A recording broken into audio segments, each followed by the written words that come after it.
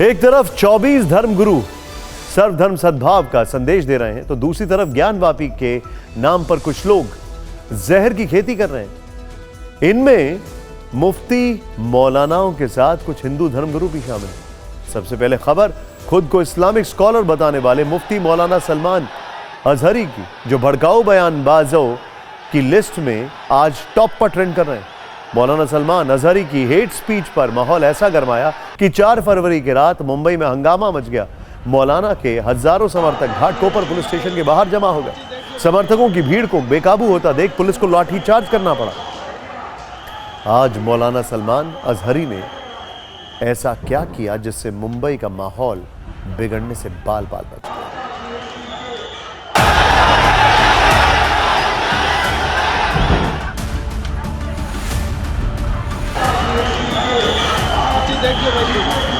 मौलाना सलमान अजहरी के समर्थकों पर लाठीचार्ज कर पुलिस ने किसी तरह हालात पर काबू पाया।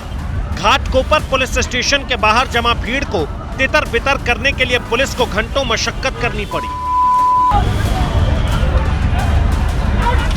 मुफ्ती मौलाना के समर्थक उस वक्त भड़क उठे जब सलमान अजहरी को गुजरात एटीएस की टीम ने गिरफ्तार किया और कागजी कार्रवाई के लिए घाटकोपर पुलिस स्टेशन लेकर आई।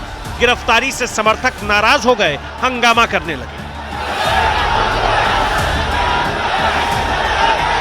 मुफ्ती मौलाना सलमान अजहरी ने 31 जनवरी को गुजरात के जूनागढ़ में हेट स्पीच दी थी। स्पीच का वीडियो वायरल हुआ, जिसके बाद महाराष्ट्र एटीएस के साथ मिलकर गुजरात एटीएस केस दर्ज कर गिरफ्तार करने पहुंची। वीडियो में ऐसा क्या था, आप खुद सुनिए।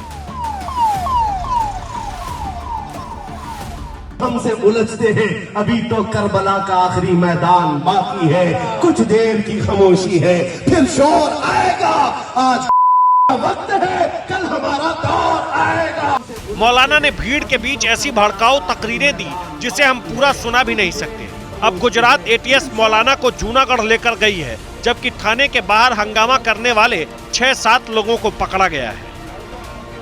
घाटकोपर इलाके में जिन लोगों ने पुलिस पर पथराव किया था, आप देखिए ये वो आरोपी हैं जिन पर यह आरोप है कि इन्होंने घाटकोपर में जब पुलिस इन्हें यहाँ पर हटाना चाहती थी, भीड़ को तितर बितर करना चाहती थी, उसी दरमियान इन्होंने पुलिस पर पथराव किया। हालांकि गिरफ्तार लोगों के परिजन पुलिस पर बेवजह फंसाने का आरोप लगा रहे हैं। इतने सारे पब्लिक में क्या 5 ही जन दिखे? क्या बोल रही है पुलिस? बोल रही नहीं है ना, कुछ मालूम तो पड़े हम लोग को भी, तो आगे का कुछ करे। इतने डंडे मारे, पीछे से पूरा सूझा दिए मेरे भाई को। मेरा लाठीचार्ज कर रहा है, पता है मेरा बच्चा कुछ नहीं कर रहा, कैमरे में भी आया, मेरा बच्चा कुछ नहीं कर रहा है, लेकिन उसको ले ले। आप लोग गए थे अंदर बातचीत? 5 बजे तक लगे थे हम लोग। इस मामले में गनीमत ये रही कि पुलिस ने समय रहते हालात पर काबू पा लिया, वरना मौलाना की बयानबाजी और समर्थकों के हंगामे के बीच मुंबई का माहौल बिगड़ने की पूरी आशंका थी।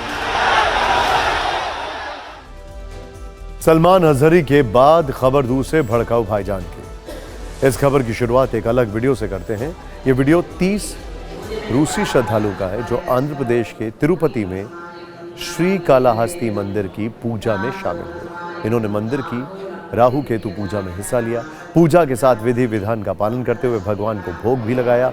वीडियो को दिखाने का मकसद ये है कि कोई भी धर्म या धार्मिक स्थान लोगों को तोड़ने का नहीं, बल्कि आपस में जोड़ने का काम करता है। इसके उलट हिंदू मुस्लिम दोनों धर्मों के कुछ धर्म गुरुओं ने धर्म के नाम पर लोगों को भड़काने की कोशिश कर ज्ञानवापी पर भड़काऊ नफरती बयान दे रहे हैं। अपनी नफरत की दुकान चलाने के लिए माहौल बिगाड़ने की कोशिश हो रही है। अब आपको इत्तेहाद-ए-मिल्लत काउंसिल के प्रमुख मौलाना तौकीर रजा की ज्ञानवापी पर भड़काऊ तकरीरें सुनाते हैं।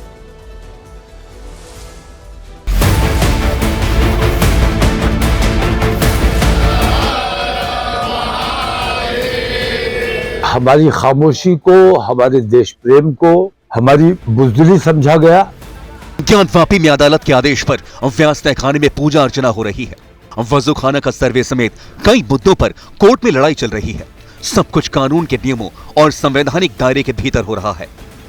मौलाना तौकीर रजा जैसे कुछ मुस्लिम धर्म गुरुओं को सौहार्दपूर्ण ढंग से मामले का समाधान रास नहीं आ रहा। नफरत की दुकान चलाने के लिए वो ज्ञानवापी पर भड़काऊ बयानबाजी कर रहे हैं। तौकीर रजा ने कहा है कि मुस्लिमों के देश प्रेम को उनकी बुज़दिली समझा गया।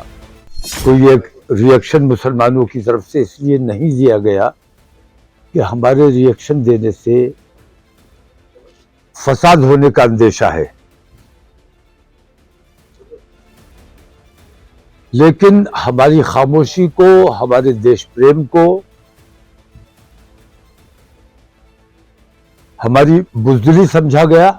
यूपी के बरेली में मौलाना तौकीर यहीं नहीं रुके, आगे उन्होंने मुसलमानों को उकसाने वाली तकरीरें की, जुमे के दिन जेल भरो आंदोलन की अपील की।